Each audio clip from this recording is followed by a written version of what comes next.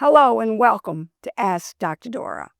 I am Dr. Dora Dixie, board certified in family medicine and addiction medicine.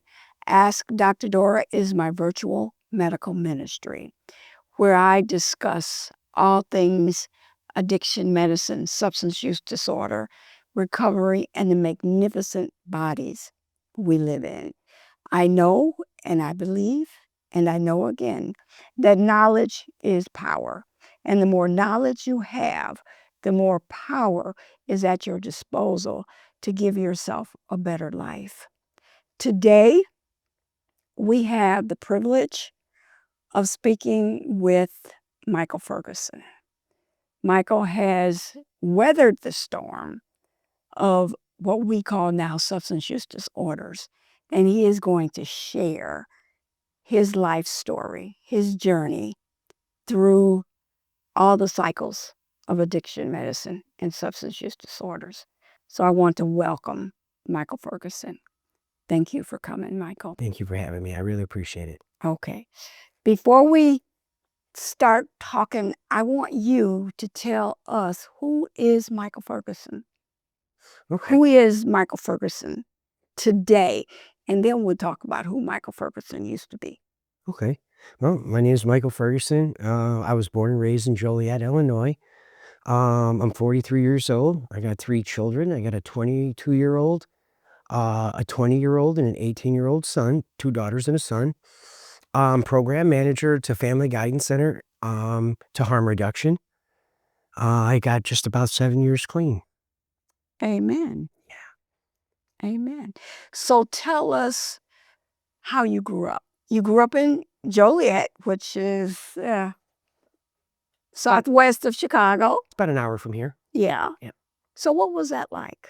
Joliet's a small suburb of Chicago. It's about 300,000 people, maybe a little more. It was really nice. It's a small suburb, so it's not Chicago. It's not too busy. Okay. It was really good. I had an okay childhood. There were some issues in childhood. I was sexually molested as a child. It didn't just affect me, it affected my brothers. I'm the oldest out of 5 boys. There's 4 of us left. One of my brothers passed. Actually, today's his birthday. Martin, my brother Martin, he drowned to death in 2002. So 23 years ago he passed, July 22nd. But today, on November 6th, 1985, I think it's 85, he would have been like 36 or 38 today. Oh, okay. Today's his birthday, so I think he's my guardian angel. But to get back to like my brother, so I'm the oldest out of 5 boys, but there's only 4 of us. Growing up in Joliet was decent. Like I was saying, yeah. Being sexually molested as a child didn't just affect us. As me as a person, it affected my whole family. Tell us about that. So the person who did it didn't just do it to me. He did it to about 11 to 15 other individuals in the neighborhood, not just including myself. My goodness. My brothers as well. So DCFS came in. It was a big thing. The gentleman was trying to become a police officer. So he was accredited into the community. Now we're talking, I'm 43, so now we're talking like 6, 7, and 8-year-old. This is how old I was. So that was the starting of my childhood.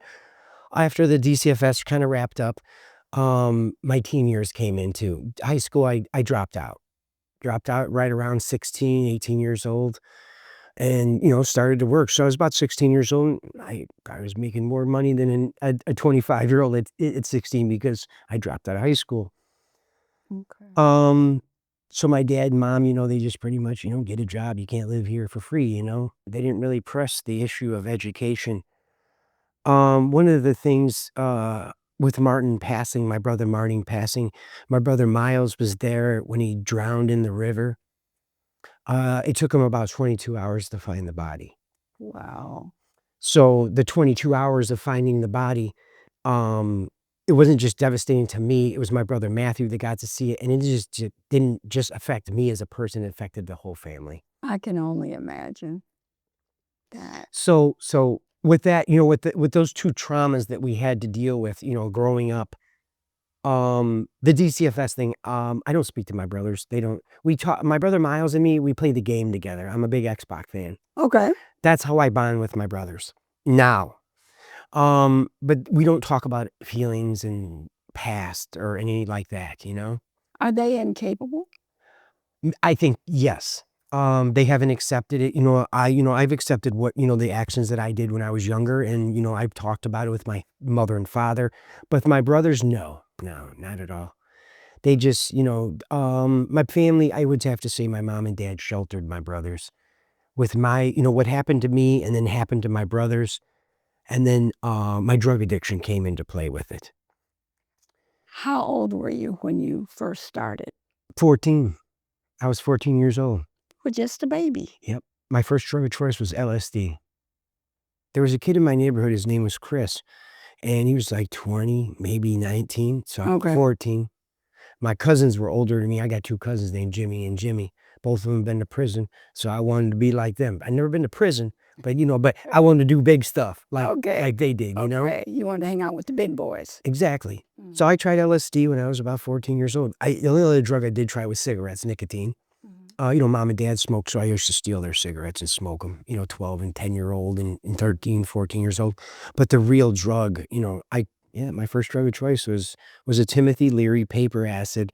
The kid Chris told me to put it on my tongue for about 20 minutes and then swallow it. You'll be fine. I'm going to be here with you. I don't think I'd be the person I am today if I didn't do that, because they say, after 12 hits, like you're clinically insane or whatever. I've done sheets of it. Sheets is like 100 hits in one sheet. I've done them because that was the thing to do. But, let me say it like this. So heroin and crack were around, but it wasn't in the neighborhood I grew up in. Right. So it was more of like a designer drugs. Okay. Ecstasy, LSD, cocaine was there, but it wasn't associated with the crowd I hung out with. It was more like marijuana, hallucinogens, or the ecstasy, like the rolling type of thing. So what did this LSD do to you? It unlocked my mind. I've seen things and felt things that, normal people have never seen before. I mean, I know you're a doctor and you know what LSD is, but when you explain it to somebody that doesn't know, it unlocks a chemical in your brain that doesn't supposed to be unlocked, and it makes you see things a lot differently. Okay. It makes you feel differently too. And it like almost, I want to say almost scars you forever, kind of scars you, like puts a scar on you that you never will let go. You know what I mean? Not really. I'm trying to understand it, so I'm going to dig into this LSD. What was the appeal? Everybody was doing it. Oh, okay. Chris was doing it. Ray Del Toro, Chris Schumann, Dan. Don't be telling on these guys. God rest Dan's soul. Dan is no longer with us anymore. Okay. Chris is no longer with us anymore. I don't. I know Dan and Chris. I don't know how they passed, but I know they're not because other people have told me that they're gone. Yeah, they're gone. Most of the people that I grew up with are not here anymore. There's only maybe 2. You're young. I know. The graduating class. Well, I didn't graduate from high school, but the class I should have graduated with, there was only 23 of us. So I was in an alternative school. I was in BD classes, like behavioral disorder, and when I was younger. So I mean, I'll get into that a little bit more. But yeah, I was in an alternative school. I never went to a regular school. I have ADHD, so when I was a kid, they used to, So you were the kid that bounced off the wall. Yeah, can't hold still. Here's the medication. He's a good little boy. Let's put him in an alternative school. He needs undivided attention. The only thing he needs to do is just show up, and we'll just give him his grade anyways. There was never support with that. No. And I'm catching that now as an adult. You knew that something was missing. And I think part of that drug addiction caused me to learn too. Me using LSD at the age of 14 years old, and now I'm 43 and barely can remember what happened 15 minutes ago. I think my drug addiction has played a big part in my educational learning curve in myself because of it. Okay. The forgetfulness, or just like common spelling. If it wasn't for AI, I mean, I don't know who would teach me how to spell at 43 years old. Well, was 41 years old, because when I found out about ChatGPT, man, that taught me how to spell. That opened your whole. Oh my! I'm like, okay, so if I keep doing it, saying it into the machine, and they produce it for me, and then I see it in writing, how do you say it? Muscle weight. The muscle memory. Muscle memory. So yeah. That's funny. Ain't it? Yeah, it is. That is. It's just something, like you have to learn a developmental way of doing that. How do you, where would I go to ask somebody at 43 years old to teach me how to spell or remember how to, simple words to spell something? Okay. So you believe that this LSD causes a measure of brain damage? It's changed my whole life. Okay. I mean, I started using it at 14 and I didn't stop using it until I was 37. So all through your drug use history, LSD was there. No, just that was my first drug of choice. My main drug of choice started from LSD, then it went into cocaine, then it went into or ecstasy. I used to sell it. So Joliet is a small town. Everybody knows everybody. And there's small towns around it. It's Will County. And if you get connected to the right person and know the right people, you'll get the right quantity and the right supply of stuff. So I happened to live next door to the cartel. And I had some guy who was living next door named Armando, he was a part of the Sinaloa cartel, and he used to get coke brought to his house. And he brought me over to his house one day and he's like, "Hey, do you want a burrito?" And I said, "A burrito?" I was about 20, 21 years old. This is the first time I did some real good coke. It was really good. It was like shiny, crystally, disco ball looking stuff. And it made me sweat when I did it. And then I come to find out, I knew that the Sinaloa cartel was living right next door, and there was just one guy, but he had the connect. So that's opened the cocaine door to me. And then LSD and ecstasy went out the window. Didn't even think about it ever again because there was more money in cocaine. And the feeling from the cocaine was better, and I could still function on it. You can't take LSD and function right. That's a decapitating drug. It alters you for about 16 to 25, even 30 hours. LSD will put you out for a while. So when you say out, are you asleep? No, It's kind of in a zone. In the zone. Yeah, let's say it like that. Yeah. Hallucinating. So everything will kind of like it's moving. Your equilibrium will be off. Colors will be vibrant. Voices and sound will be out there. It unlocks things in your. So it's actually normal to do LSD. It actually is safe to do it. They do use it, psilocybin treatments for depression and stuff like that. I have taken psilocybin mushrooms for fun, and I have taken it for depression. But it is safe to do it. But the way I was doing was just overload, and probably ruined my childhood. It takes that happy and joy away from me. It says that one of the things I learned about taking all those drugs, the serotonin in your brain doesn't reproduce. The brain semiotical fluid doesn't reproduce, and it actually hurts you. One thing I did learn in the last 4 years, I don't drink alcohol anymore. I have a cocktail, but it has to be wine because it has to be natural. Because if you put like man-made liquors in you, it really literally, it's cooking you up inside, Boy, that is true. Yep. I know. That is absolutely true. So you got into the cocaine. Yep. So you were using and selling. Yep. How many years? Probably from the age of 20 to the age of about 22. I'd say 20 to the age of 24, 23, 24 was cocaine days. So where were you living? I had my own house. I was with my baby mom, or the mother of my children, my 3 kids. So I have 3 kids, a 22-year-old in Autumn. She's a nurse. Caitlin's a biology major. She'll be 20 coming up on the 14th. And Christian will be 19 in February. He's a mechanic at the junior college down there. He's trying to become a union dealership mechanic. Okay. So I was living with my baby mama. Kids were there. She was there. But there's a little catch to that. So my first child's mine. The middle one's not. And the last one's mine. So we separated in the middle. Oh, we went our separate ways. Got a baby in between. We came back together. I thought it was mine, and then ended up having the baby, and come to find out that the child wasn't mine. It's like 7 years into it. And you can tell if I show you a picture, you would know right away. I'm not Mexican. My mother was born in Sicily. My father was born in Ireland. They're both like immigrants and stuff. Okay. Well, I can't. Well, they're not like immigrants. They're like second generations. I get it. So they're here, but my family's not even from here. So yeah, and I knew right then and there that it wasn't my kid. When I found out Caitlin wasn't my daughter, it devastated me. But I mean, we ended up staying together, having so we had Caitlin 2.5 years later. We got pregnant with Christian, and Caitlin was still my kid. And then when she got about 6 years old, my mom's like, "She don't look like you, Michael. You're not Mexican. She looks really brown." Or darker than you, And you're really not. Yeah, I know. I'm like, and my mom's like, there's no way.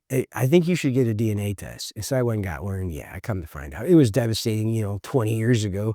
Well, she's 20 now, so 6, so about 13 years ago. It was pretty devastating.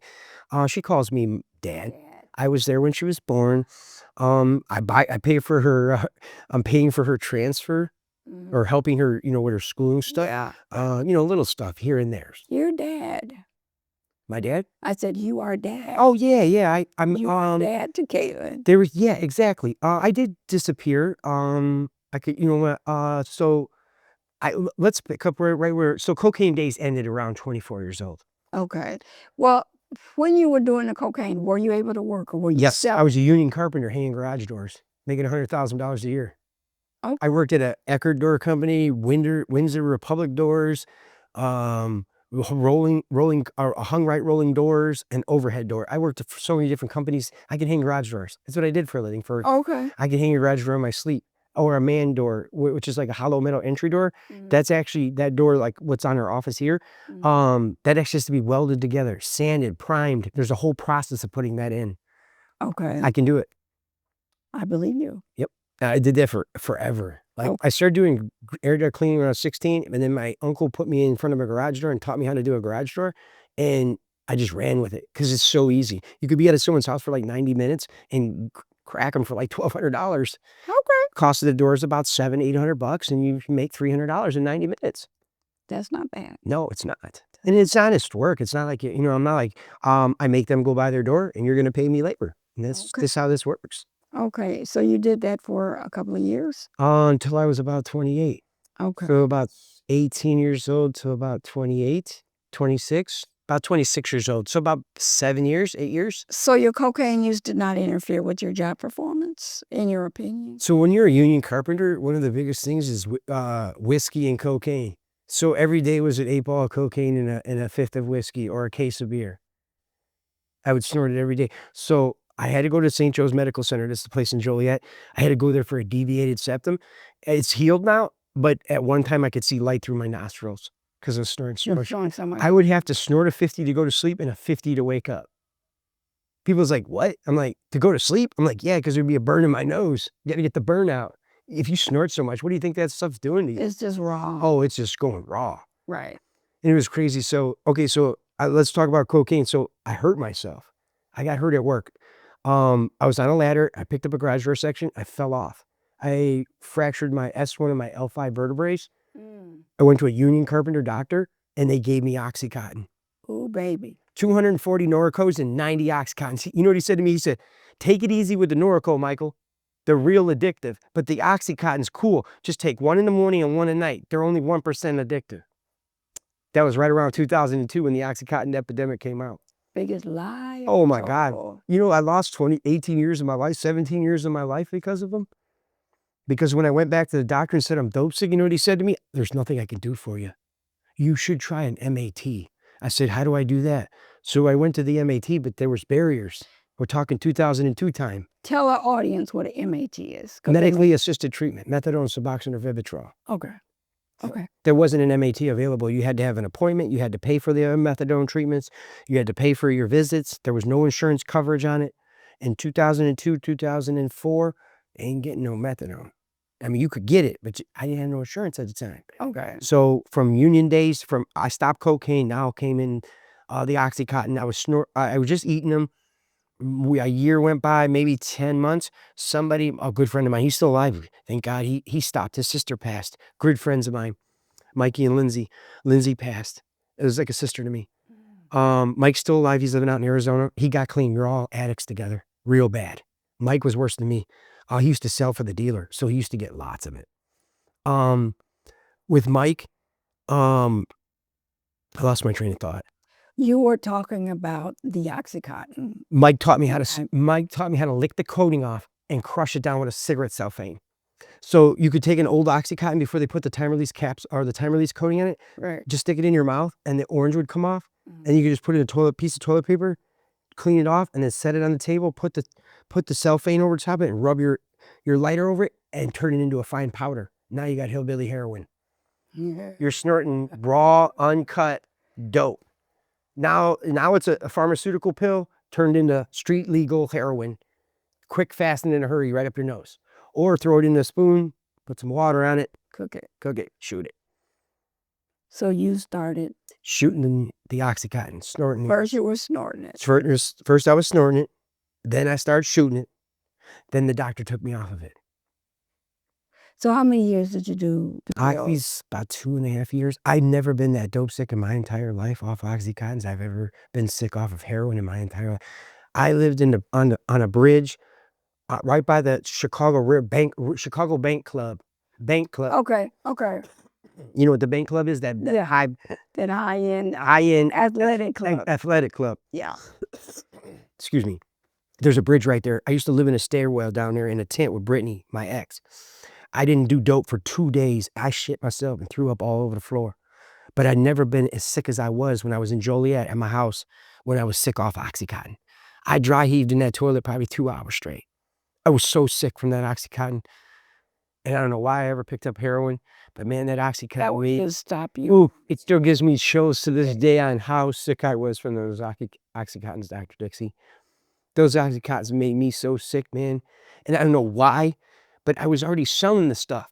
So I already had dope at the house. I had it in foil. So we used to cop our stuff over there on, what's that? Right by the Gateway, Independence in Arlington. Right by the Gateway Treatment Center. There's a dope spot right behind the treatment center there. We used to mess with a guy named T. Jesse used to come up to the city and get the jabs and bring them down to my house. I used to give him the money to get them. What's a jab? 12 to 14 bags of heroin. A jab is for $100 and you get 12 to 14. So you get 2 to 4 for free. Okay. For $100. A jab, they would be like, let me get a jab. So it'd be like, you knew you were getting 12 to 14 bags and you needed to give them $100. Okay. So Jesse used to bring the dope over to my house because I used to sell a coat. I didn't like meeting the people on the street because I was the dealer. I had runners. So I used to use Jesse, my buddy, God rest his soul too. He's gone too. Okay, what's a runner? He used to get the drugs for me and take it to the customer and get the money and bring it back to me. Okay. So I don't have to go. So let me ask you a question, just a little segue. So on the west side, these young people on these scooters, are they allegedly runners? Remember we used to see them banned? They could be. When we worked. We call them the shorties. So there's always somebody holding the pack, and there's always security, and there's always somebody at the house with the dope in the holding. So there's the guy holding the pack at the door.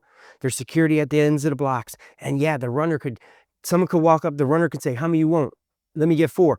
He'll run up to the door, get the 4, and then run it back to the guy, and then bring the money back to the thing. It's an operation, so they can control the money and the buys and the sales to who they give it to. Okay. So I've done that myself. I did that myself by using Jesse to do that. And so to go back to the OxyContin sick, I was so sick. I called Jesse. I'm like, Jesse, man, can you get some OxyContins or some Norco? And Jesse's like, Mike, the dope in the laundry room is the same shit in the pill, man. Just snort it. I'm like, nah, bro, you got to come over here. I don't believe you. You know, I was scared because I'm like, I snort cocaine. I'll snort an Oxy, but I don't want to snort no heroin. I didn't know what it was. He's like, bro, I'm telling you. The OxyContin is the same thing in that foil. He's like, watch, man, I'm going to do it with you. Because I knew he did it. Dumped it out. We cut it in 2 big lines. I'll never forget that day. It was the day I did heroin for the first time in my entire life. I was like 30, 26 years old, 27 years old. I was in my laundry room at 831 Cypress Lane. And I lost 17 years from that one snort of a rail. I snorted it and I wasn't dope sick anymore. And hallelujah. Oh my God, I'm like, Jesse, it worked. I'm not dope sick anymore. You healed me, huh? Yeah, like a big omen or something, you know? But yeah, I'll never forget that, Dr. Dixie. I swear to you, I'll never forget that because there's just points in my life, you know? Now, I just remembered the day I snorted heroin for the first time in my entire life. And then I blinked and I woke up 17 years later. That is scary. Ain't it? That one decision changed my whole 17 years worth of outlook. I got 7 years clean now. Well, I know, but before then. Before then, yeah, like 9 years of not seeing the children. All them years I lost. I'll never get back, you know? The damage I did to my body. You know, some of that stuff, you know, it resonates. So, yeah, I started snorting the stuff. Zach, here's another one. Zach, my buddy Zach, God rest his soul too. He had a whole 10-year scholarship to become a doctor at UIC. He lived in Shorewood, Illinois. He was smarter than a son of a bitch. I swear to you, this guy was so smart. And he wanted to become a doctor. And he got the scholarship. He got a 10-year ride for free, but he started doing dope in the city. He met some people out here. They got him hooked on heroin. He made more decisions to continue to keep doing it. Dropped out of high school or dropped out of college. He taught me how to shoot up. That's why I brought up Zach. So I was 25 years old. I was at the Thornton's gas station on Cicero and Cermak, and I went into the bathroom. Zach said, come on in. I tied myself off. He came in. He stuck it in my arm. It stuck it in my right arm, and he shot me up for the first time. And that was the first time I got a rush from the drug. So there's a big difference in how you feel from snorting heroin and shooting heroin are two different monsters. Okay. And the experience you get from snorting it and the experience you get from shooting it is always going to be different. Every time. Every time. So that made me even more addicted because of the rush it gave you and what it does to you and how it makes you feel. So tell me about that rush. It's incredible. It's in what way? So how do you describe it? Right before an orgasm, that good feeling that it's right coming. It's right above us. It's right there, huh? That's exactly what you feel. That your heart fluttering, to feel. So I became a rush junkie. Okay. So I can jump ahead a little bit. I was in that Zach shot me up in that gas station. It took me a couple more years, maybe 3 or 4 more years to become a full-blown homeless on the street using. But I chased that rush, and it's not a crack smoke high. So I don't know if you haven't engaged yet with a person who smokes cocaine, but it's called chasing the dragon. Right, I've heard that expression. I'm sure you have, because it's a medical term. So when you get that first hit of crack, the euphoria you get from it, that bell ringer you get from it. Right. Crackheads, I don't want to call them that, but people who use cocaine, a stimulant, will chase that high for the rest of their lives. They'll chase that, they'll keep chasing it. They'll army crawl in their mommy's bedroom and rob their purse just to get that $10 to go get that same high they got the first time they hit the crack. But it's not the same high or the same feeling that you get when you shoot that dope. Okay. The dope is it's a different monster. So I chased that rush for a long time. I wouldn't care what the dope looked like, as long as it gave me that rush. Okay. And then my idea was I would shoot multiple times, so I can multiple times in one day. Everywhere, anywhere. So so I shot up in my legs, my neck, my feet, my arms. Anywhere on your body. Anywhere on my body to shoot up to get that into my vein to get that rush. I more chased the rush than the actual sickness. Because once I hit the street, it was different. You could make money on the street, get it and go get it, get high and be fine. But the high and the sickness, so let me say it like this. There was points in my time of being homeless on the street where I was dope sick, but they're very seldom. I can name 5 times on one hand. You know why? Because it's a job. And I'm not going to fail at the job. I'm one of those ones that I have to hold myself accountable every time, no matter if it's a shitty accountability or it's a professional accountability or a personal accountability. Okay. I'm a shitty person living on the streets. I'm a junkie. I'm stealing, robbing, manipulating, cheating, but I'm going to make sure I get that money every day to get that drug. I get it. See what I'm saying? I get it. I don't know. It's just it makes sense. As me as a person, I cannot let myself down, so I will hold myself accountable for it. Okay. So where were you living when you first started shooting heroin? Mom and Dad's house. Okay. And how did you end up out of their house? So I'm glad you brought this up. This is great. So 2006, I started shooting it, 6, 7 shooting it. Around 2008, Mom and Dad started getting tired of it. They started complaining. Okay. I'm still living in Joliet, still doing the begging here, begging there. Go get a job, keep it for 3 weeks, quit. Go get a job that pays day labor, get the money, quit. Staying at the store, I'm hungry. Lady, give me a 20, go get a bag. Mom and Dad got tired of it. They got tired of it. They tried everything they could. They helped me. My mother used to give me her Norcos, man. My mom used to give me Norcos. She used to give me Powerade Zero. Because, electrolytes, when you dope sick, electrolyte, man, you could smack. If I was dope sick, I can just throw this out there. One time when I was dope sick living on the street, there's a catch with this. The same euphoria chocolate gives you is the same euphoria dope gives you. So if you go to the store and you fill yourself up with a whole bunch of sugar, that dope sickness is not going to feel as bad as you think it is. So what I used to do when I used to live on the street, dope sick, go straight to the Walgreens, tear off a strawberry milk and a cinnamon toast crunch and a Snickers bar, eat it all at one time, and then go sit down and make some money. Panhandle. Because all that sugar would make you feel the same way as dope. So That's very interesting. if you look it up, it's a medical thing. The same, I guess it toys with the same electrolyte or the same receptors in your brain. Okay. So if you look it up, chocolate and dope does the same, almost the same euphoria, gives you the same euphoria as not like the high part, but it toys with that same The reward pathway. Exactly, in your brain. Yep. Yeah. Yep. Living at mom and dad's house. So 2010, it got really bad. So I started stealing out there in Joliet. Did you steal from your home? Yeah, I took some stuff from my brothers, my mom and dad. My dad's a big gun advocate. He likes guns and stuff. I got a bunch of guns. Thank God I didn't lose my FOID card because I own a lot of guns. You know what this world's coming to. Well, in 2025, it's pretty bad. But back then, my dad likes to hunt. My family's are avid hunters, and or just to buy a piece, a timepiece. I have a Tommy gun at home. It's priceless. It was shot by a mobster in the 30s. And so that's like an automatic repeating revolver. It's a 100-round drum. I have a real Tommy gun. Like I'll show you pictures of it. I got it in my phone. I got it at my house. I live in Rogers Park. I bought it. From an auction, and it really shoots. You can't find one. Good luck trying to find one. It's authentic. I believe you. Yeah, it's there's some of the stuff like so that it's authentic and stuff. It's pretty cool. Yeah. So my parents got tired of my crap in 2010. Christmas Day, they told me don't knot off at Christmas Eve. They told me no, it was Christmas Day. So they told me don't knot off at my kitchen or at my Christmas table this year. Stop nodding off. You're getting hot. Right, you can't help it. We can't. It's just going to happen. Yeah, exactly. So my mom and dad said, don't knot off at my kitchen table or my Christmas table. It was December 26th.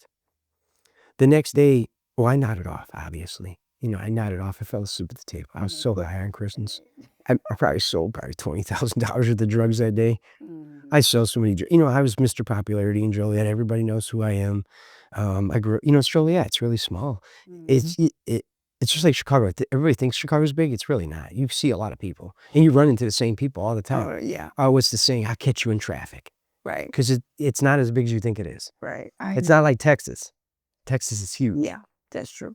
So Joliet knows everybody. I was Mr. Popularity. I knew a lot of people. But I was so high on Christmas Eve, man. Or Christmas Day and Christmas Eve. I was gone that night. I was pretty high. I'll never forget it because I sold so many drugs. And I had so much money, and I was a thief too, so I was like stealing. I'd go rob somebody or go into someone's car hopping. If you leave your car unlocked, I'm gonna check the door.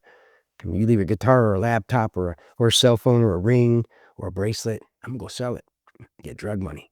Okay. So and then I woke up December 26th, the day after Christmas, and my parents put a restraining order on me. They woke me up with the Will County Sheriff above my head in my brother's bed because they didn't have a room there. I slept in my brother's room. They put my brother in another room.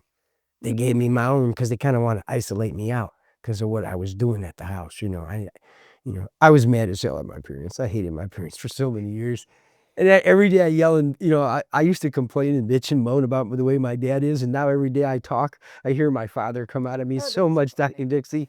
It's so funny. It makes me happy, sad. Because I sound like my dad, you know what I mean? I don't even really talk to him. I talk to him, but I don't talk to him. You know what I mean? I'm a different person than they are. They don't believe in success. And I've told them that. That's interesting. My dad hurt himself. So my dad has cardiovascular disease. He has narrow arteries. Please, I hope not. I got a lot of tests coming up myself, but I think so because I have a lot of pains down here, a lot of shooting pains in my legs, a lot of numb and tingling. So my dad lost his job, and he hasn't worked in probably 8 or 9 years. He probably thinks he's a failure. My mother's a housekeeper. She's been a housekeeper for 30 years. She's nothing but clean toilets and clean bedrooms. You mean you're a housekeeper for other people? Yeah. No. She worked for Harris Casino for 20 years, 19 years. Harris Casino in Joliet. Yeah. And now she works for St. Joe's Medical Center, Touch Point. That's the name of the company she works for. But she's just a regular housekeeper. I'm not embarrassed of what they do, but I think they're afraid of success. You know what I mean? Because My dad had a rough life too. So he didn't like drugs or alcohol. My dad was adopted. He doesn't like talking about it.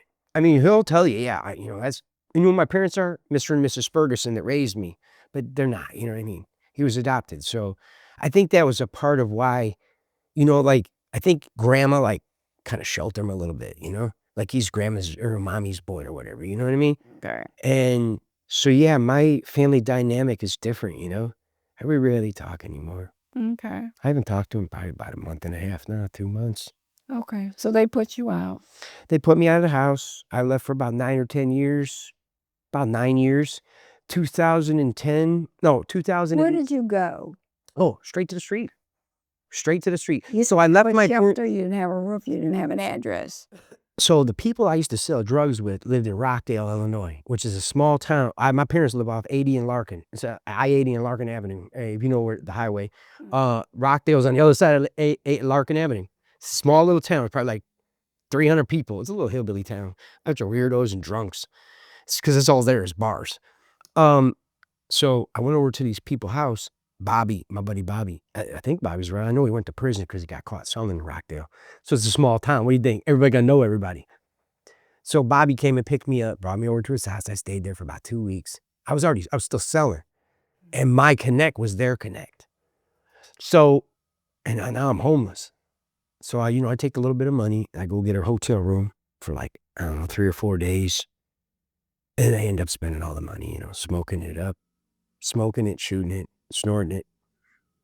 I ended up, going back to Bobby's house. His chick was acting funny because she was an addict too. So she, and she wanted more, and it's one of those things, well, I don't care what you do, but when it's time to pay, I mean, obviously I'm going to ask you for the money. I can care less how many drugs your chick did. You know what I mean? Right.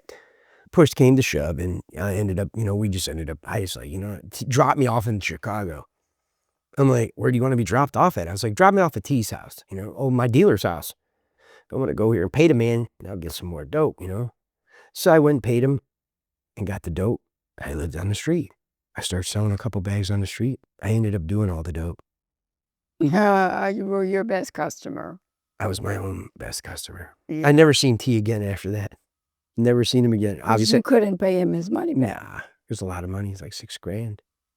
So I never seen him again. And then for like 8 years, 9 years went by. So homelessness, lower. So where's your baby mama and your babies? Right now? No, where were they when you became homeless? So in 2010, so my parents put me out on the restraining order, and I was living with baby mom. And so 2010, January 3rd, she gave me a domestic battery. She called the police. I came back home that day, and I had the DNA test from Caitlin, and they had me arrested for domestic.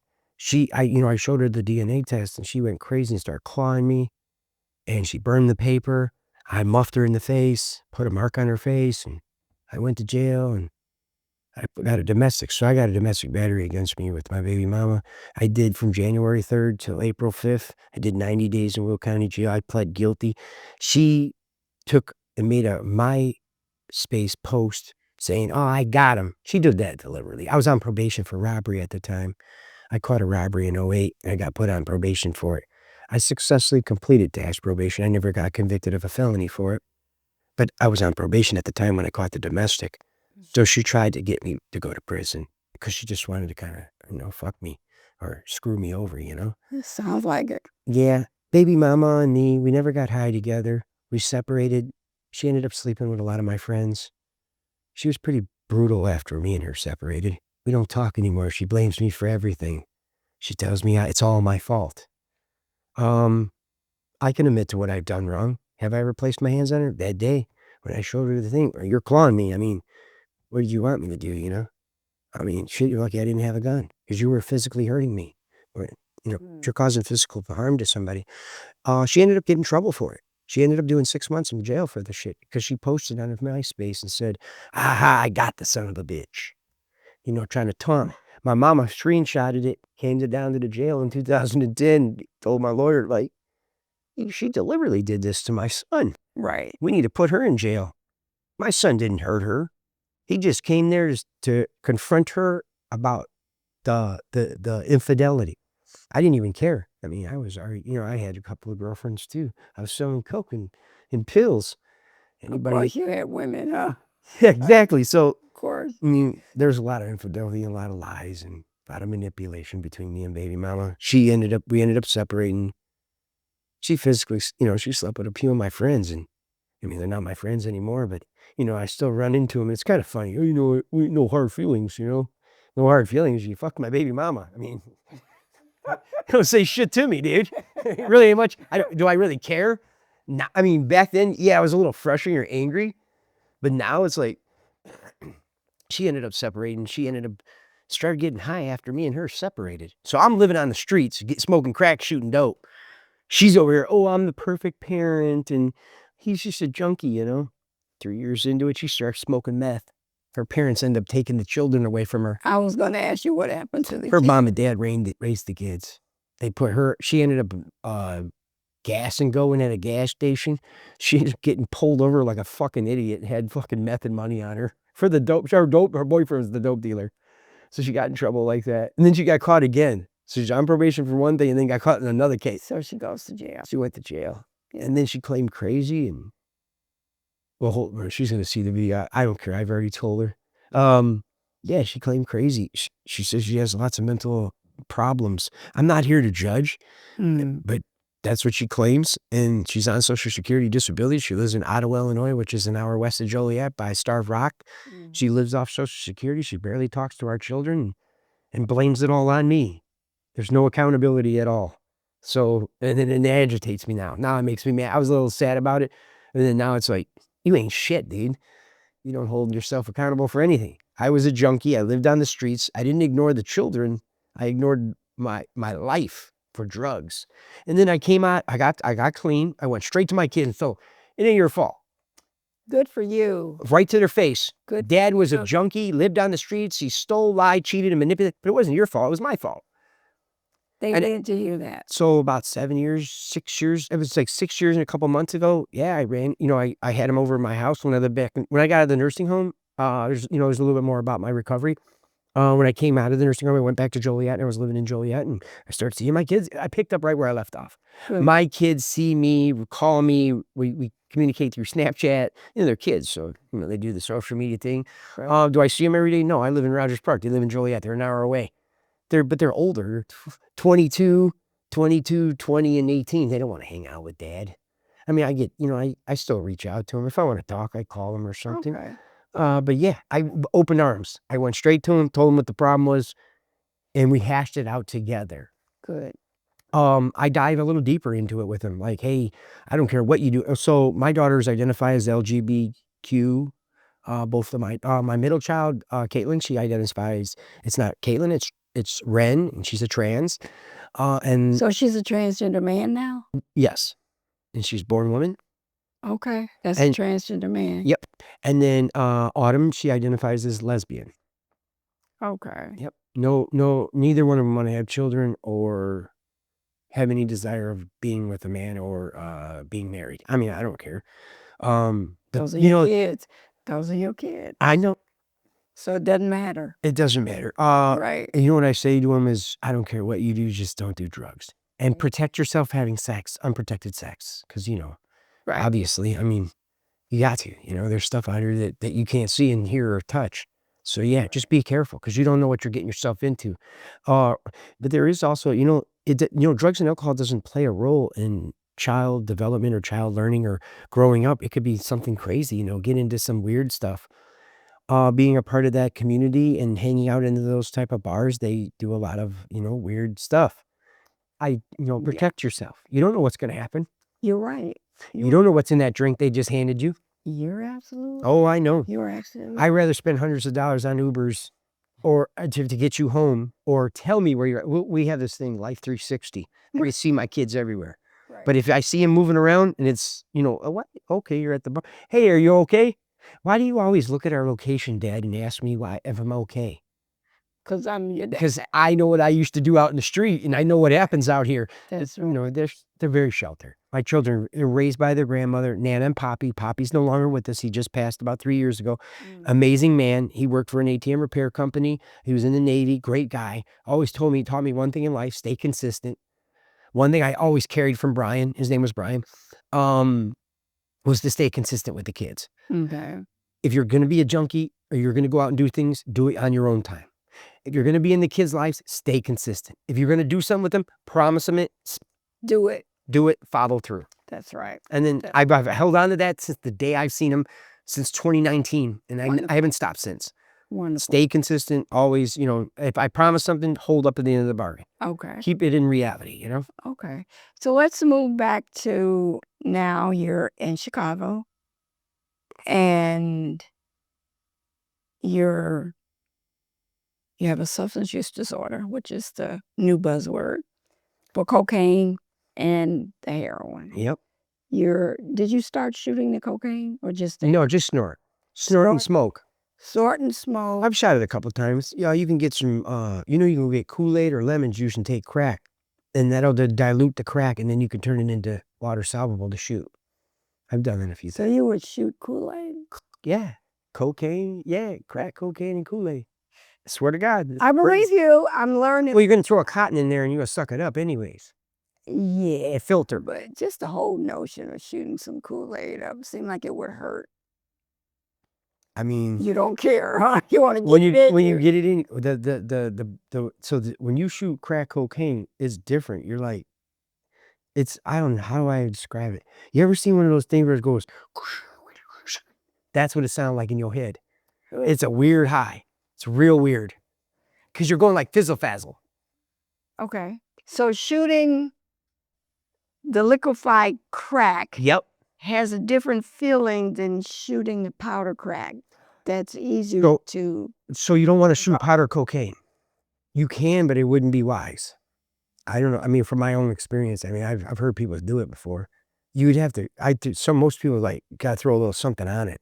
They always like put like a little Dorm on it or they'll put a little like lactose or mannitol on it. What's Dorm? That's a cutting agent they put in the drug supply. Okay. They put it in there. So I've only done it once with the Kool-Aid. The lemon juice works a lot better, but you still shoot lemon juice. It won't hurt you. I mean, no, it won't hurt me. Exactly. I mean, I don't know. So there's more. I got holes on my body, you know, scars from shooting. It could. I mean, it might have hurt, but if I think about it hard enough, it's really hard to remember where I actually shot up the crack. But I don't think I hurt myself because at the time, I was hitting main big veins in my body when I was doing that. So I was still living on Lower Wacker when I was doing that. Okay. So what was the transition from being homeless in Chicago to life on Lower Wacker Drive? Walk me through that transition, because that's got to be a story to tell. You're living with your parents, they put you out, you're in Chicago, you're on the west side. Now, you didn't come to the west side first. So. Okay. So you're in Chicago. Yep. And somehow you end up living, did you have a tent?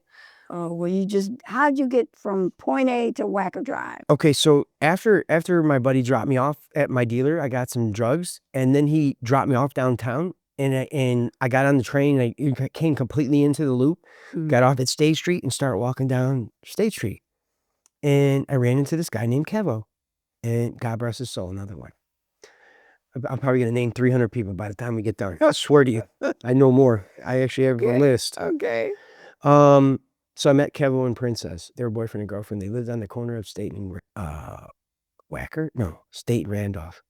State and Washington. No, Randolph would be the Walgreens side. Washington would be the Macy's side. Right. And the Gap side. So I met him on State and Washington. He was sitting in the doorway. He was a street artist. He could draw the skyline of Chicago in 20 minutes and sell it to you for 40. And we'd have 4 blows. Okay. 4 rock. That's how that was his hustle. So I met Kevo. I'm like, hey, what's going on? I'm homeless. I just got out here. You know where to get some rocks and blows? Oh, yeah. How much money you got? I got like $40. I just came from Joliet, you know? He's like, man, you're going to be cold. Here's a coat. Here's a blanket. There's cardboard in the alley. You can sleep in the doorway with us. We're going to take you out west to get some drugs. That turned into a 3-year relationship. I met Kevin and Princess. I hung out with Kevin and Princess, and here's another one, Leo. God rest his soul. He's gone too. He died in the Macy's bathroom in the basement. I hung out with Kevin, Leo, and Princess probably for 4 to 5 years on the streets. They were like my homeless friends. We got high together. We ate together. We slept together. We stole together. But the stealing was like seldom. So we all panhandled. Kevo had the drawing thing. Princess was a woman, so they gave a lot of money to women out there. So she just hold the sign for an hour and make a lot, like $100, $200, really fast. And then Leo did the same thing. He used to stand at Wabash in Washington. I used to sit down at the other end of Macy's or on the other side by Gap before they changed the end of Gap. I slept in the doorway at Washington State for 3 years. In that doorway for 3 years, faithfully. I used to go in the alley right there behind the Gap, go in the Gap dumpster, take out cardboard, put it in the doorway, put my blanket down, put my sleeping bag down, get in my sleeping bag, put the blanket over the top of me, and live in the doorway. I did that for 3 years at that Macy's. So how did you bathe? You don't bathe. It's called splish splash, taking a hoe bath. 5 minutes in the sink, pits, ass, and balls. That's what it's called. You just wash your pits, ass, and balls, and then you go back out. Use baby wipes. So there's a lot of outreach companies out there, like Right. help. They give you that, like toiletries, Right. supplies to do that, and I would use that, or I just wouldn't bathe. So, but the 7th floor, you know, the restaurant 7 on Heaven, Right. Heaven on 7. So the bathroom on the 7th floor in Macy's, I probably lived a year and a half in that bathroom out of that 3-year stint of living on Washington State, because I was getting so much money, and then I would go up there and smoke crack in that bathroom and shoot dope in that bathroom, and then fall out in that bathroom too, like not out, or be tired to be still warm in there, be 2 degrees outside and 85 inside the bathroom, and I'd be able to just chill, just sit on the toilet, you know? I sat in the toilet so many times. It's just crazy, like, thinking about this, man, like, and, like, thinking about my life and what I've done. That is crazy, dude. I pretty much spent, like, 3 years of my life, or a year and a half in my life, on the 7th floor bathroom in a Macy's, smoking crack and shooting dope. That was just the beginning of the homelessness, you know? So how'd you end up on Wacker Drive? Me and Kevo and Princess ended up separating because Kevo was a greedy fuck. Let's just be honest, you know? Kevo was just ignorant sometimes, and I was like, "I can make more money without you, dude. I don't give a fuck about your drawings." I came up with this sign that said "Hungry as fuck." I used to have a 4-foot sign, 2 foot wide, big ass giant billboard, both sides used to say "Hungry as fuck." Big giant lettering, black, bold letters. And people will give you money. Oh man, they would love that sign. They ate that shit up so fast. I could go stand out on a street corner and hold that sign for 15 minutes, make $20. There's a rock and a blow. There's my fix. But I always had a girlfriend, so I had to get 2 blows. So, you know, I give her one and give me one. Okay. But I was like, I got tired of Kevo, so I said, fuck you, moved to Lower Wacker. Well, actually, you know what I really did was I went and stayed at a bando on Keystone in West End, right by the fire department on the west side. Okay. A guy named Punchy, I don't even know if he's still alive, but he had a lot of leg problems. Big old holes in his legs from shooting dope in him. It was Punchy's bando. A bando is a banded house, and they put condo and bando together, and they call it or house and band, or condo and bandos. They call it a bando. Like you were in an abandoned building. Exactly, they call it a bando. It was your condominium. Exactly, so they call it a bando. So it was Punchy's bando. You had to give Punchy a little something to come sleep at his bando, and he would protect you. There were no fucking protections, but it was just, I went out and stayed with Punchy's a couple times. I ended up getting jumped. That was stupid. Kevo warned me, and I should have listened to him, even though he was a shithead anyways. I ended up getting jumped. They beat the shit out of me, took my weed, took my drugs, took my homeless stuff. It was just fucked up. I never went back to play on cheese. I caught the guy that did it to me, and so there's a little story with him. I was living on the Lower Wacker. I was selling drugs for a drug dealer, and the same guy that beat my ass and stole my shit, he came up and tried to buy drugs, and he didn't even know it was me. And my dealer just showed up to re-up me, and I said, "Phil, what the fuck are you doing here?" And he looked at me, he's like, and my dealer's like, "What's wrong?" And he's like, I'm like, "This guy beat the fuck out of me in a bando about 2.5 years ago, 3 years ago." And I couldn't even get the rest of the sentence out. My dealer fucking smacked him in the face with a pistol, knocked him cold out, laid him out on the ground. So I was at Punchy's. I was jumped. I never went back to Punchy's. So I came back downtown and I was introduced to Lower Wacker Drive. I moved to Lower Wacker Drive. I started living down there. They showed me an area where I could live with a tent. I didn't use a tent much because you got to see what you're doing. You got to see all the way around you. There's rats down there. There's people down there. And they ain't no normal people. They just like me at the time. You know, they thieves and liars and cheats. So you don't want to live in no tent now. And they wouldn't allow you to do that anyways. So someone got hurt down there. Someone got like sexually assaulted or assaulted. And they did away with the tent thing. There was tents when I first came, but then they demolished. You could not live in a tent. Now they have them back. 2025, they have them back. But when I was down on Lower Wacker Drive, like, I don't know, 2011, 2012, 2013, 2014, and you couldn't have a tent. That was against city policy and stuff like that. Right. Where it would cause a safety concern to people that would come down there and commute through Lower Wacker Drive. So yeah, and then I moved to Lower Wacker Drive. So I started working for this one guy. He's from the Greens. I worked and sold for him for about 2 years. When you say the Greens, are you talking about Cabrini Green Yeah, before they tore them down?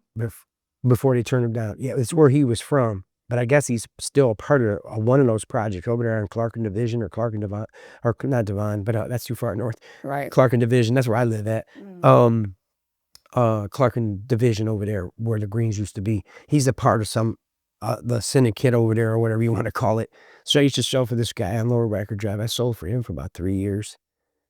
And I used to sell rocks and blows. They give me 14 blows for 100 and 16 rocks for 100. 15 or 16 rocks for 100. So I get 50, and I only have to give them $100. So I get $50 worth of crack for free, $40 worth of crack for free, or dope for free. Why would I need to move? Where would I need to go? I just used to sit in my bed all day, sell drugs. Never had to move. I get up, walk 10 feet, take a piss in the shit, go lay, sit right back down. At that time, I was shooting in my neck, my jugular vein.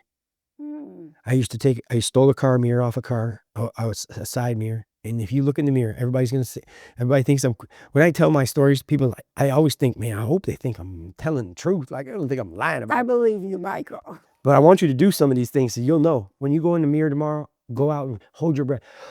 And you'll see your vein pop out. Right. That's your jugular vein. Right. That's the vein you can shoot in your neck. Okay. I used to sit there and hold the mirror, blow out, pow, hit it, pow, pow. I could hit that thing all day long. I could even hit it on you if you did it. So people used to come to me and let me. I know you ain't gonna do it, Doc Dixie. Right. But so I'd be like the street phlebotomist. Me and Brittany would sit there down on our bed selling rocks and blows. So Brittany's your new girlfriend? No. Brittany was the girl at the time I was dating on Lower Wacker Drive. That's one girlfriend. So that was that instance with Brittany. So there was another one. There's another one. Wait. I'm stuck here in my brain. Yeah. So you're homeless, you're funky. Yep. Still had a girlfriend. And you got a girlfriend. Oh yeah. 100%. I got pictures of me and her in my phone, even when we were homeless. I have a picture of my bed on Valentine's Day. I stole roses out of the Walgreens right up the street here. You was walking in, grabbed the roses, and went right back down to the Lower Wacker Drive. I said, baby, I love you. Here goes some roses for Valentine's Day. I'm still a human being, you know? Yeah. I swear to you, I got the picture on my phone. How romantic. You know, so where do y'all find to be intimate in Lower Wacker? Oh, the city goes, downtown goes dead after 10:30 at night. Okay. You could do anything down here. You can own the city. But you're outside. Yeah, who cares? You'll be all right. Yeah. I mean, when I think about outside, there's no amount of cold, there's no amount of heat that would ever scare me to be homeless again. If I lived out of my ego, I'd be eating out of a dumpster by the end of the week. Who gives a fuck about the food if it's bad or not? There's a dumpster 2 blocks up. They still throw in the Hostess in there. I used to go to this dumpster right by Madison and State.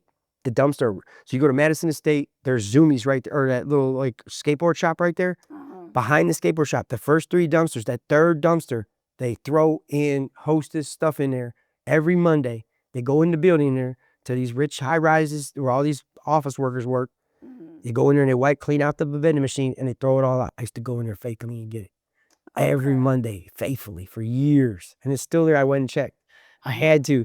Just for shits and grins, I was like, you know, I'm going to look in this dumpster. I pulled in the alley, put my hands on, got out the car, opened the thing up, moved a couple bags over, and there it all was.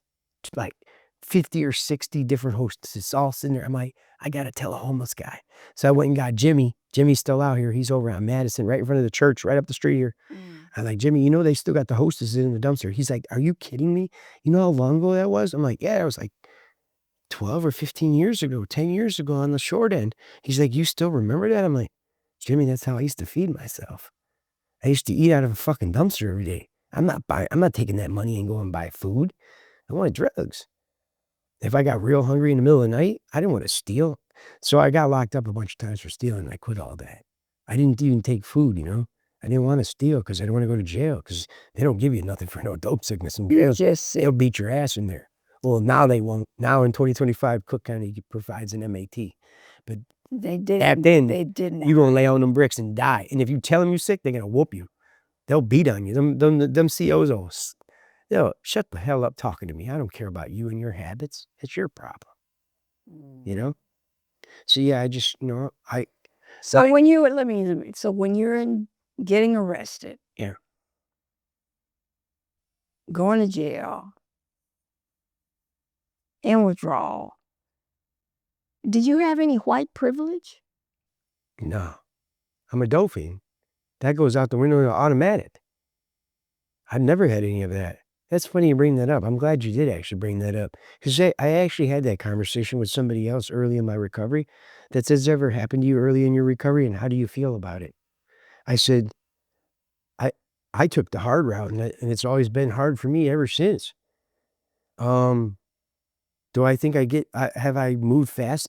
So I think my privilege comes from the position I'm in at my job and who I am as a person. Okay. So I think, you know, who I am and how outspoken I am and my lived experience and the job I do got me where I got, you know, the privilege I got out of that. But I don't think it would do anything with like the white privilege thing. Okay. Just curious. Yeah. So when you're down on Wacker Drive, did you ever have to do any prostitution? No, but I mean, people love to see you do it. I've had people pay us to do it.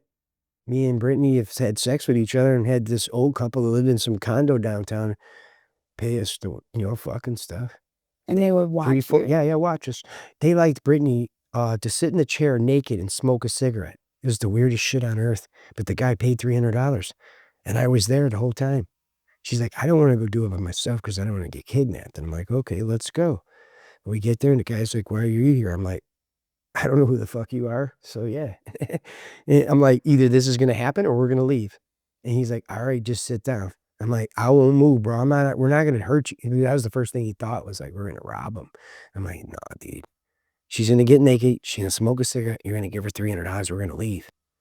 She used to, yeah, she did it probably about a dozen times. And then we had sex a couple of times. This one gay guy used to watch us do it. There was a guy down in, so there's a nightclub area, the downtown area. It's on State and Hubbard. Hubbard, Illinois, and Kinsey. All three of those are like the big area of nightclub areas. Right. There was always this rich gay guy that always came around there. And you know, I knew he was gay because he always, I'll pay you $200 to see your penis. And shit, I mean, it's just a dick. So at the end of the day, give me the $200, you know. If you touch me, I'm gonna blacken your eyes. You can look all you want, huh? Right. Yeah. I've seen, you know, I've had to do that a few times, you know. This one guy picked me up and I kind of figured what he wanted, but I'm not gay. So I was like, okay, so I'm going to try to manipulate this fuck to get his money. He picked me up on lower, you know, over on Des Plaines and Hubbard. And he's like, so what are you trying to do? And I'm like, well, I need to go cop some fucking blows, man. Let me get $40. He's like, what are you going to do for it? I'm like, well, I'm not a gay person. So, I mean, I'll give you a hug or something. We'll talk, but I don't do gay stuff. So he's like, why'd you get in the car? I'm like, well, you told me to get in. I'm going to help you.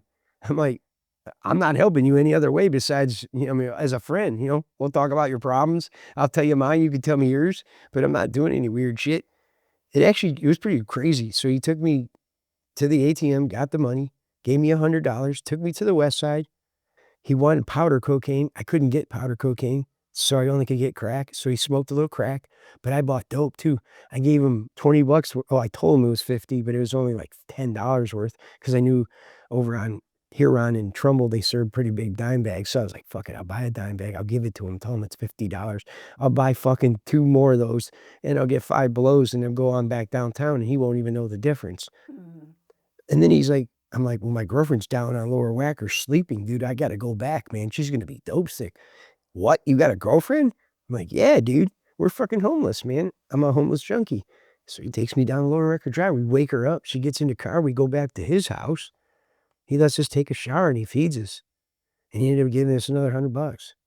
It was crazy. But yeah, I think he wanted me to like do something weird when I'm in shit, but I don't do that. So I've had someone try to touch me and I actually got in trouble. I actually went to jail for it.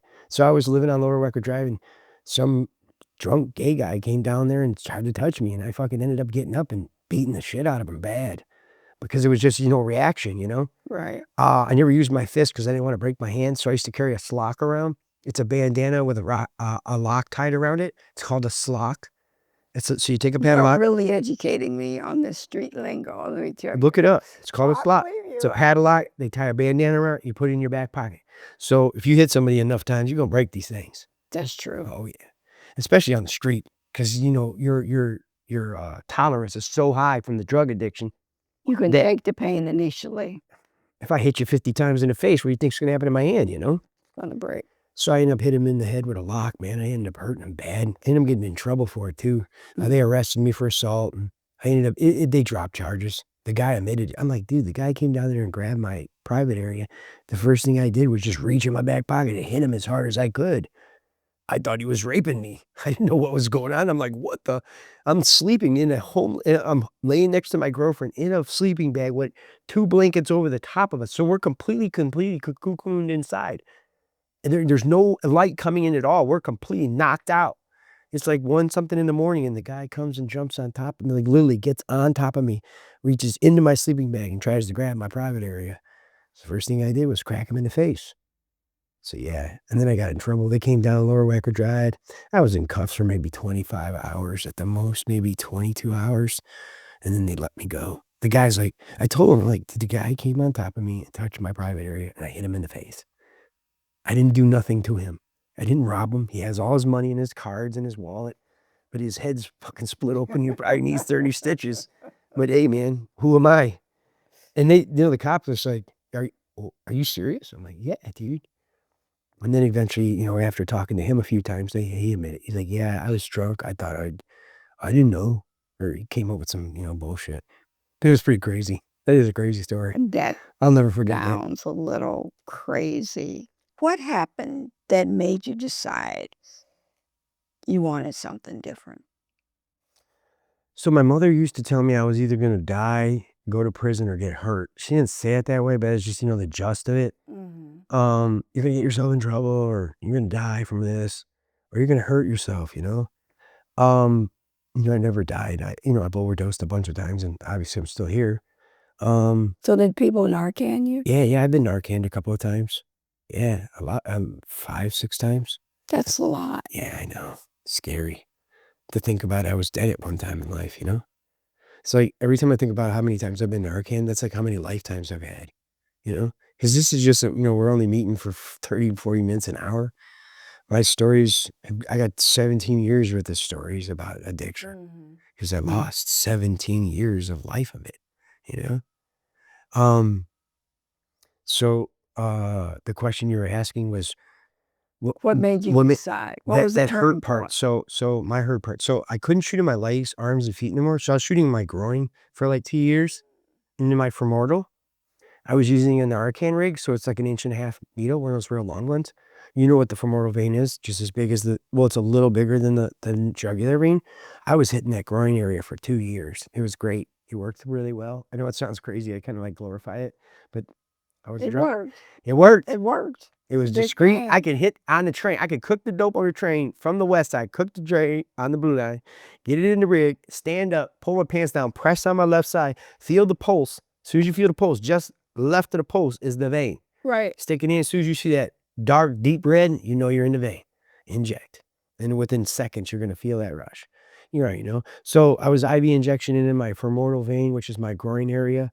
I caught osteomyelitis in my hip socket, and I had to get a complete hip replacement. That's what got me to stop. That scared the shit out of me. I had the worst infection there is to mankind, and that's bone infection. Yeah, those are wicked. I had the worst infection anybody could ever have, and it was self-inflicted. It sounds fucking crazy, don't it? It's just nuts. I literally injected heroin, whatever, a bag of shit, really ain't even heroin, into my groin for years, probably missed multiple times, or hit the artery and on the outside, or in all three of them at the same time, missing artery and vein, because you don't know what you're stabbing. Right. You're going into a blind hole. It ain't a drawing vein. It's a vein that ain't supposed to be injected in. And I caught osteomyelitis in my hip socket. So I had to live in a nursing home for 1 year and 4 months.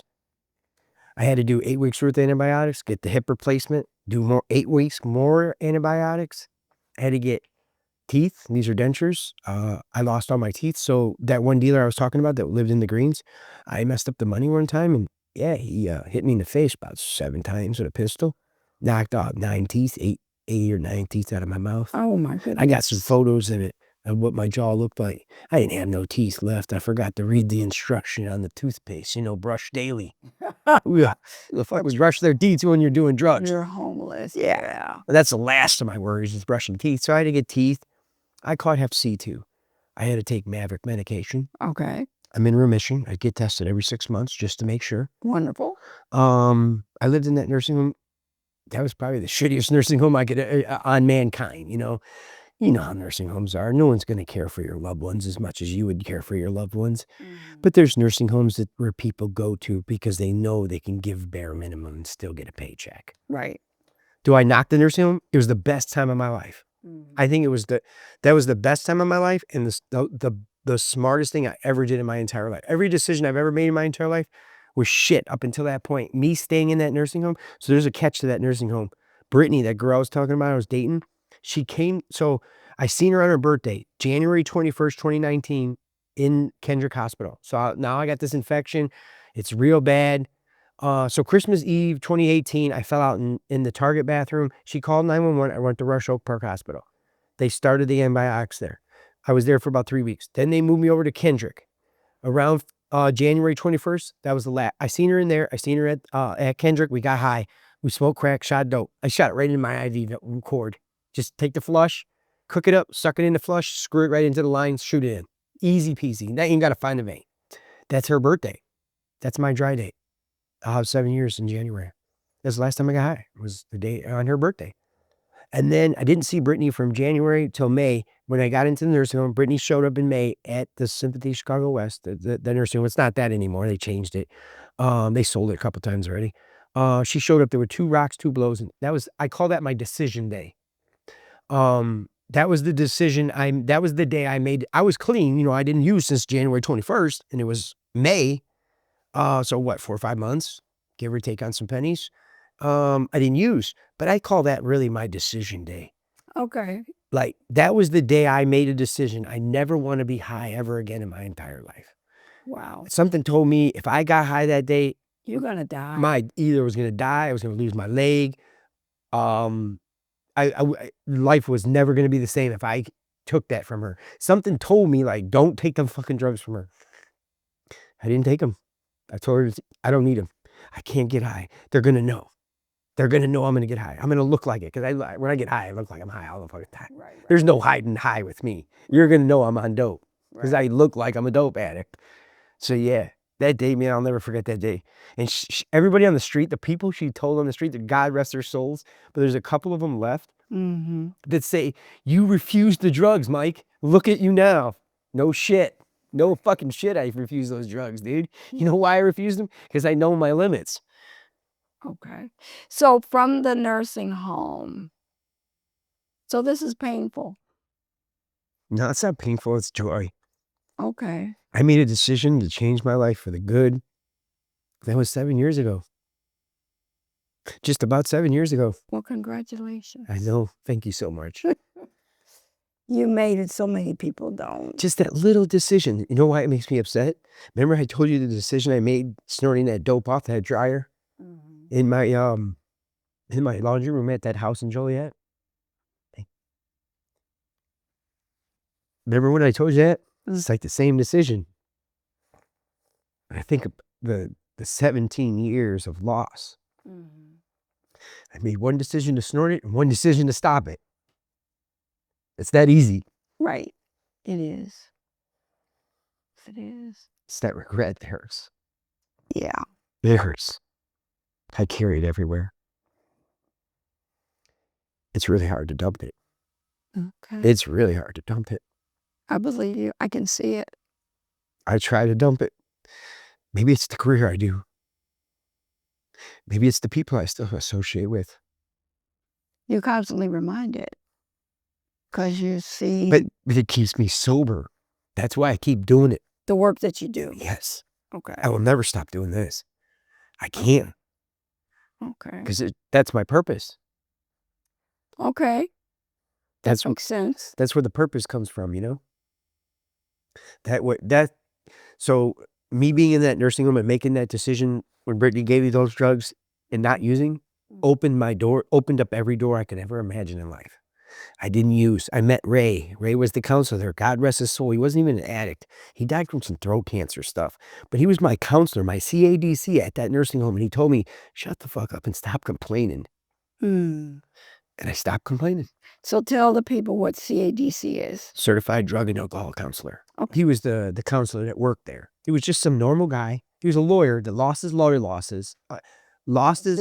license from smoking marijuana. Because you cannot smoke drugs and be a lawyer. Wow. So he lost his law license to be a lawyer. He was a lawyer for a long time and he lost his license and he had to work. And he's like, well, I mean, he told me I had to go to drug addiction treatment because of the marijuana usage. And you can't go to treatment for marijuana. It is a problem. Right. And some of the euphoria coming off marijuana can make you feel like you're dope sick. It's a proven fact. Yeah. So, if you smoke a lot, a quarter a day, a couple blunts a day, you're going to feel it. So yeah, he lost his license, but he was my counselor there, man. That man. So I was miserable there because it's a miserable place. Everybody's sick, dead, and dying. It's a nursing home. Who's going to be happy? But something went off in my brain when Ray, I was in the group, and I'll never forget this. This is like kind of like the same thing. Why I bring up this to glorify this nursing home is this is what set the foundation early in my recovery to keep me clean now. Okay. Ray told me to stop complaining, man. There's always someone worse than you. That's true. And something went off. I was still in a wheelchair, still didn't get the hip replacement. They didn't have my pain medication. I couldn't sleep. They weren't doing this. They weren't doing that. I mean, I was one of the ones, you couldn't hang me with a silk rope. One of the, like, no matter what I said or did, I was still going to complain. Okay. But yeah, he told me to stop complaining and he got me to get it together, Okay. So then I left, I was at that nursing home for a year and 4 months, year and 5 months. I met a girl, go figure. She grew up in the same neighborhood I grew up in Joliet, and I ended up leaving the nursing home. My time was up. So I got my hip replaced, teeth and Hep C taken care of. And I went to Above and Beyond Family Recovery Center. That's where I got my, my outpatient treatment.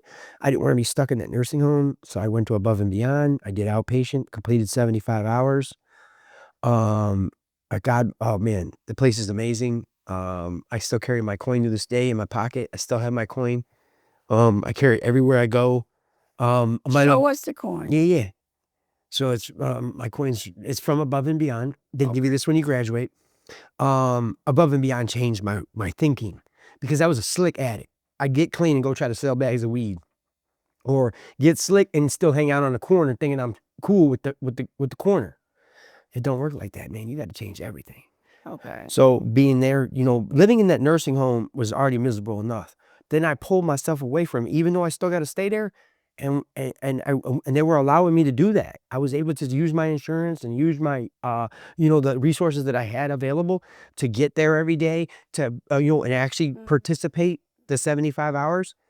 So yeah, and then they made me a mentor there, and they're like, you're gonna go far in this business, you with your lived experience. And I met a lot of good people there, and I met Terry London. He does the Smart Recovery. I met Herman Russell. He's my mentor.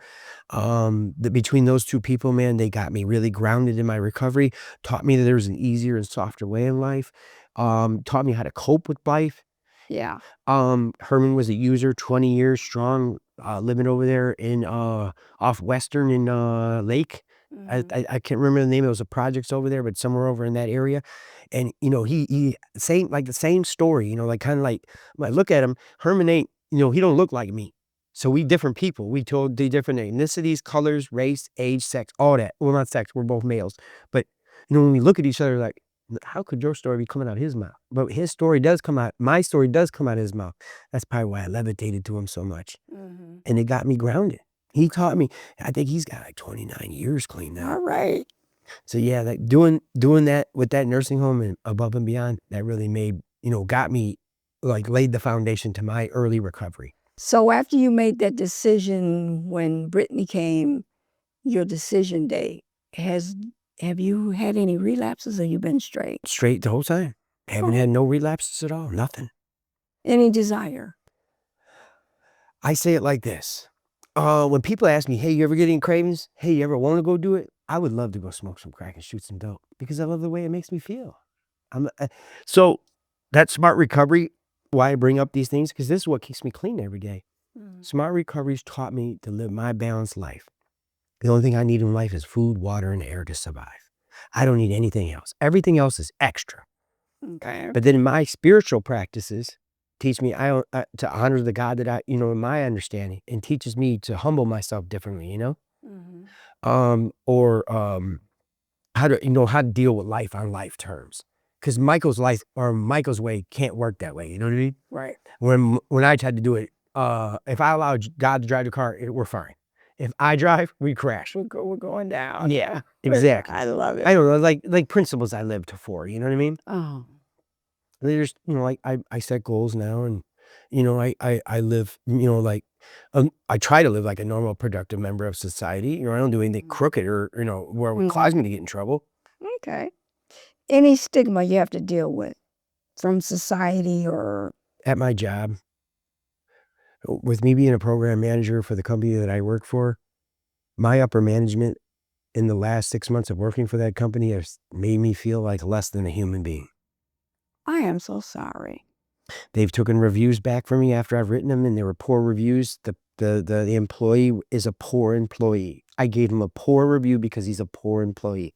Whatever's on paper got put on that paper. But they still took it back, and they still rewrote it, and still made me pre-present it. They've disrespected me there. The job has totally disrespected me there. I love my job at Family Guidance, but every day I walk in there, I'm really angry. My staff doesn't respect me. My upper management treats me. Some days I think they think I'm just a dumb fucking junkie. So you think you're getting this treatment because of I have your no college. history? Yep. No college education. I've been promoted 4 times. I'm a program manager. I went from a regular community outreach worker to lead community outreach worker to a recovery engagement in the Cook County Jail for about 10 months with Family Guidance. And now I'm a program manager. And in the last 2 years of being a manager with them, my staff, I think there's just too many cooks in the kitchen. There's always someone who's trying to overmanage you. Or you get people that are in power that use that control to control other people, or they just look at you differently because they think you're just this dumb fucking junkie, you know? Okay. Or you bring out the professionalism out of them. Stop gaslighting me. Stop pacifying me. It's right here in your face. You see the problem. Let's get into the solution. You can't force anybody to do anything. That's true. I put my pants on one leg at a time, either the right first or the left first, sitting down or standing up. They're all adults, you know? I don't know. I love my job, but it's been rough for the last 6 months. It's been really rough. I mean, I'm so stressed out at that job. I understand. I'm ready to pull the plug on it.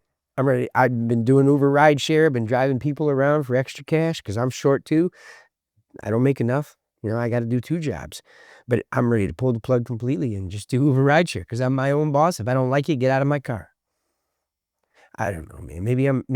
I guess maybe when you expose or you see a not-for-profit that doesn't care about the patients that they service, or they don't want you to ruffle feathers because the money still keeps coming in regardless of what you put on that paper, it just doesn't resonate right with me anymore. I can't look at it differently. And when I tried to explain it to them, they just tell me, you're taking it too personal. How else would you want me to take it? You disrespected me, you know? This is my work. Yeah. This is my career. I'm 43 years old. What else do you think I have left? Wow. The only thing I know is I can't run, jump, hop, or skip, or dance. I only have one hip. So manual labor is really short on me. Yeah, you gotta work with your brains. Yeah.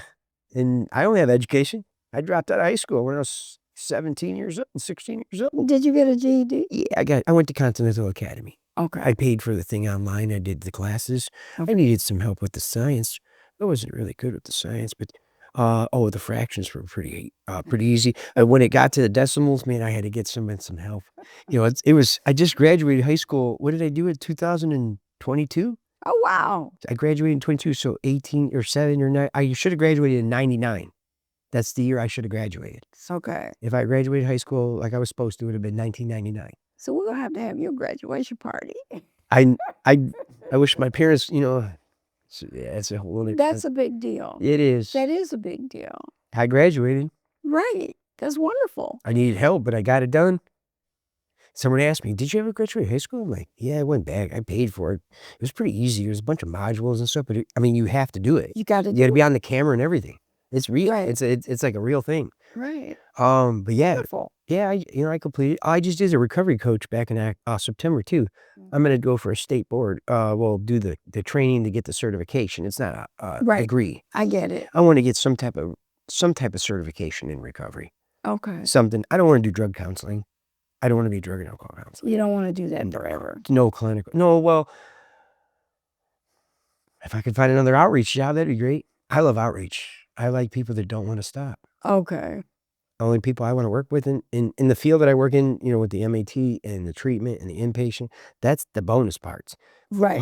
The part I want is the straight street outreach, raw and uncut. I'm going to walk in on him as she's giving head, or he's blowing over here, or he about to run in this building and rob them all. I want to go where they live. I want to meet them where they're at. That's the harm reduction model.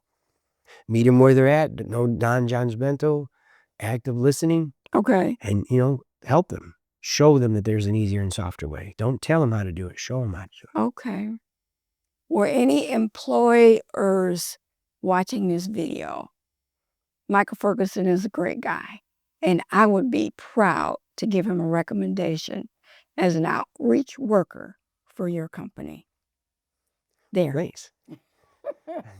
And I mean that sincerely. I really appreciate it. I try really hard. I really enjoy my job, and I take it really seriously.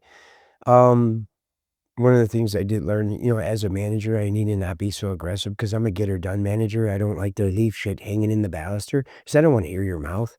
I just want to get it done, you know? Right. I've dialed a lot back on my outreach, you know, like I want meaningful engagements. I can care less how many you get meaningful engagements. Don't be lazy. Don't sit in the van and talk on the phone all day. Mm-hmm. I guess maybe why I can't let it go. Maybe that's that pain. Maybe I do need to talk about it more. Maybe I need to let it go more because when they don't engage, I think of myself.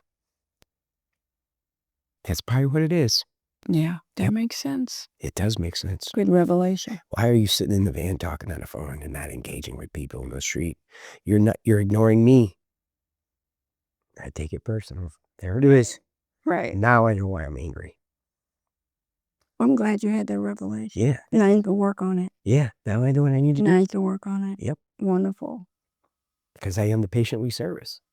I am the person out there. Every patient we go through, there ain't nothing they can't tell me. The scams are pretty new. Oh man, they coming up with some good ones. I ain't never heard of some of the stuff they come up with now. I would never. More technology. Yeah. More technology. I didn't know. I'm real simple. Hungry as fuck. Real simple. Just hold the sign and get it over with, you know? But yeah. Yeah. It's crazy. That is it. That now I see why. Now that's thanks for that revelation. That actually makes perfect sense. Now I see why I get frustrated with it because you're ignoring me. All over again. All over again. All over again. A scared person that ran out to the street at 22 years old, 23 years old, because his parents didn't understand a heroin addiction and told him to get the fuck on because they didn't want to deal with you no more. Or maybe I didn't want to take the help. I wasn't ready yet. Are you still numbing the pain from being molested as a little kid? I had DCFS involved for like, shit, man, probably 8 years, 6 to 8 years. He did it to 7 people. And one of the children, or the people he did it to, committed suicide. It was big. It was a big thing. If you look into it, if I gave you his name, it would. There's so many stories. It's in the newspaper. It's big. It was bad. He was a cop. He was becoming a cop. He was actually an instructor for the police department. Got it. He was high in the police department, but hey, He had everybody's got their problems. He had a problem. And he was doing it to multiple people in the neighborhood, and it wasn't just done to me, it was done to me, my other two brothers, and then they blamed me for it. My parents, they never said it, but my brother drowned to death, so I can only imagine. So your brother that drowned was a victim of this guy. Miles was, Matthew was, and Martin was. Morgan, I have a baby brother. I have a 27-year-old brother. My mom had a baby at 40.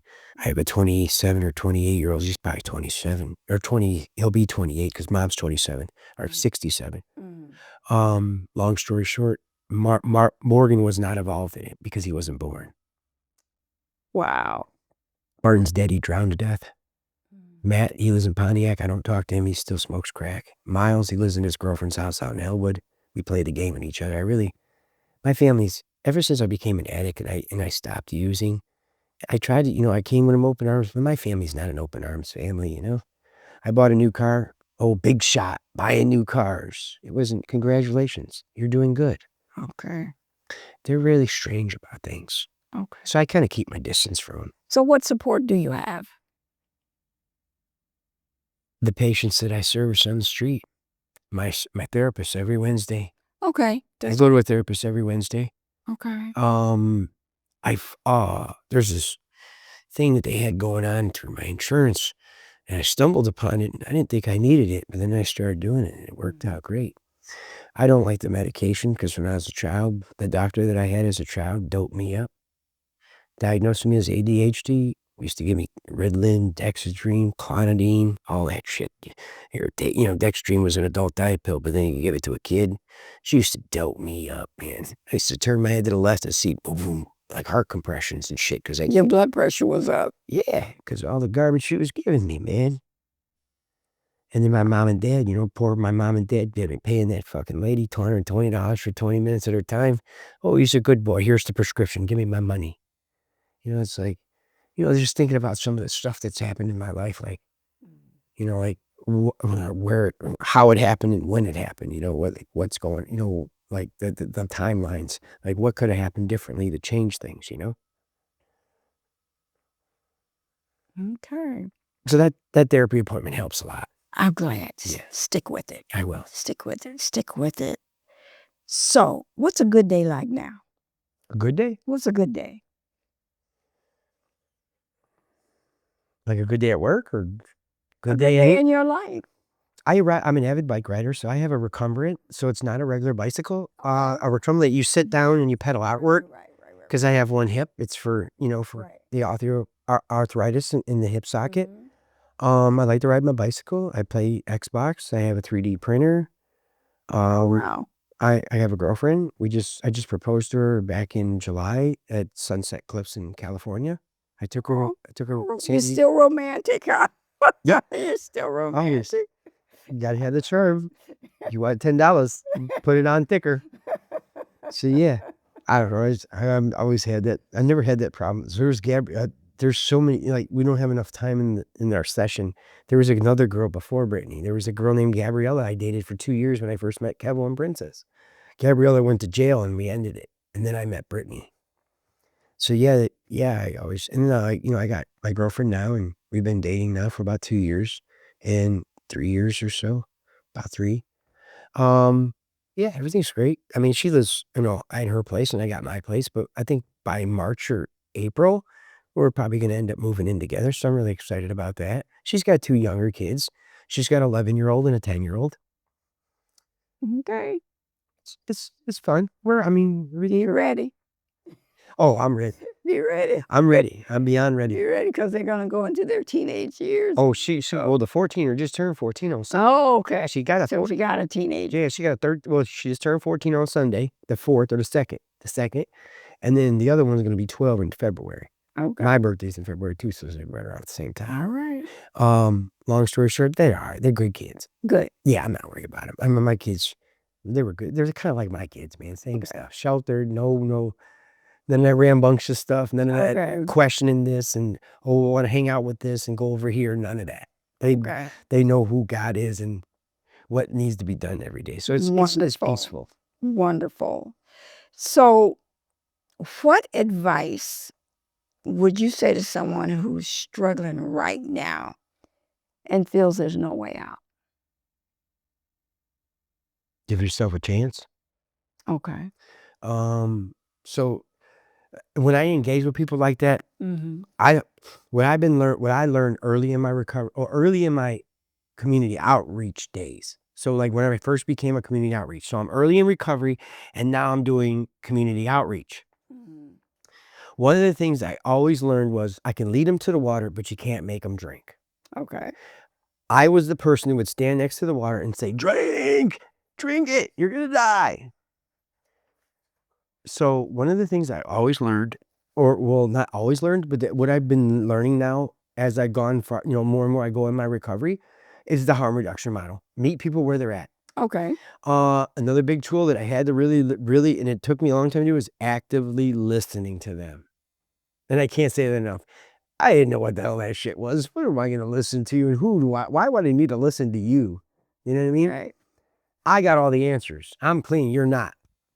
So one of the things I did notice that the more actively listening I had, it actually works better for them. I was telling somebody early in recovery, remain optimistic, actively listening to it, hearing, trying to hear that cry. You know what I mean? Yeah. Give yourself a chance at recovery because, you're only one decision away from it, one decision away from making either a better life or you can continue to keep doing the things that you're doing and cause more harm, Right. When I engage with people on the street and give people advice, I show them my picture. I have an amazing picture of myself when I was homeless. It was like right on the corner of Wacker and Wabash, just by 100 pounds soaking wet, real skinny, big ass head, holding my sign and stuff. But it made me this guy gave me this picture. His name's Lloyd DeGrange. He's a famous photographer. He documentates this homeless on the street. I talk to him all the time. We're good friends. He took that picture. He sent it to me when I was living in a nursing home. It made me really upset and happy at the same time. Right. He said, why are you so happy? I'm like, because I'm not that person. I'm not that guy. Yep. Yeah. So, showing them, the courage and hope and strength. One thing I did learn is the act of listening to them, listening to what their needs are. Everybody needs housing, everybody needs clothes, everybody needs shelter. But like to get to the core of the problem, like why are you really using every day, Giving them showing them the easier and softer way, showing them the tools, getting them connected to services. Okay. My resources are endless. There's no barrier that can be held in front of me to get somebody connected to services now. If they want it. Yeah. Oh, if they want it, you'll help them. If someone says, I want to get clean, I can get them connected and it'll be no problem. Wonderful. And there'll be no in between with it. Wonderful. Wonderful. Thanks. Do you have anything to say? I really appreciate this. Now I know why. I'm gonna take that with me all night. Now I know why. They said that to me. So my manager at my job said that to me. Why are you taking it so personal, Michael? And I'm like, I don't know. Now you know. And now I know why. Because I take this shit it's serious, dude. Right. They're dying out here. They are. They're dying every minute.